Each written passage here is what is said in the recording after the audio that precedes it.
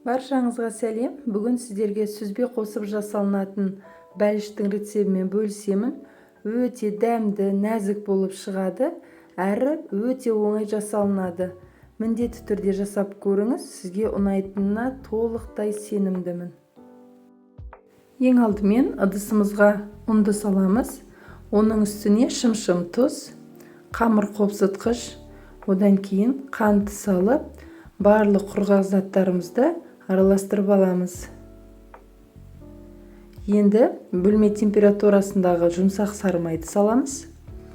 Сары май мен ұнды қолымызбен жақсылап араластырамыз.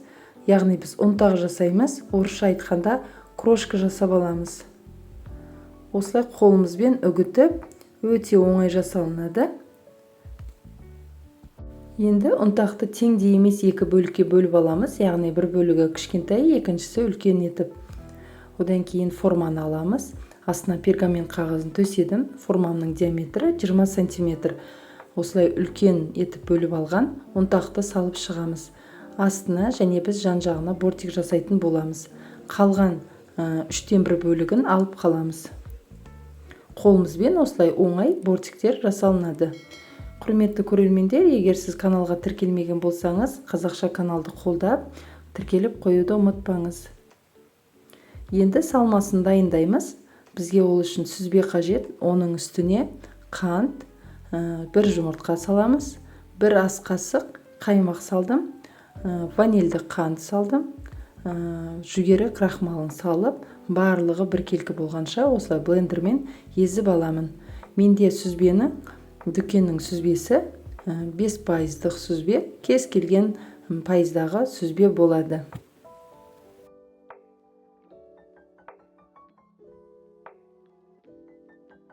Осындай біркелкі масса болып шығады. Енді салманы осылай дайындап қойған формамызға құямыз. Беті тегіс болып пісу үшін осылай күрекшемен тегістеп аламыз, немесе осылай үстелдің үстінде айналдырып алсақ болады. Енді жаңа алып қалған ұнтағымызды осылай бетіне сеуіп шығамыз. Содан соң қасықпен немесе қолымызбен бетін тегістеп аламыз. Қызып тұрған пеште 180 градуста 50-60 минут пісіреміз. Яғни беті бізде қызаруы қажет.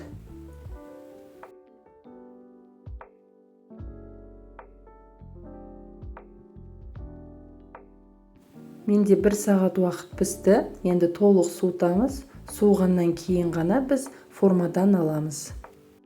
Қазір сіздерге кесіп көрсететін боламын. Сондай нәзік, жүп-жұмсақ болып кесіледі. Дәмі деген керемет, ауызда ериді. Міндетті түрде жасап көріңіз. Сізге ұнайтынына 100% сенімдімін. Видеоның соңына дейін қарағаныңызға көп-көп рахмет. Егер сізге ұнаса, лайк басып, каналға тіркеліп қоюды ұмытпаңыз. Сіздермен болған ол мекен, астарыңыз дәмді болсын.